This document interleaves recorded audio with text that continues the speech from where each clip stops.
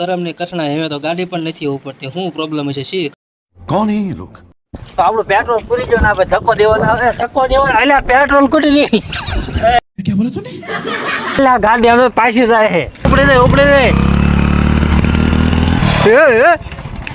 આ જો આમાં જો ધક્કો દેવરાયો હોત તો खत्म. પછી ફાઇનલી આપણો મિત્ર આવી ગયો છે પેચું લઈને. આપણે પછી બેસી ગયા નીચે બોલ ખોલવા માટે. પછી બોલ ખોલીને આપણે જે નાની ટાંકીમાં જે પેટ્રોલ ભરાણું હતું, પેટ્રોલમાં જે પાણી હતું બધું પાણી તેમ છતાં હજી ઉપાડવાનું નામ નથી લીધું. લાગે છે કે હવે નક્કી આને ગેરેજે લઈ જવી પડશે.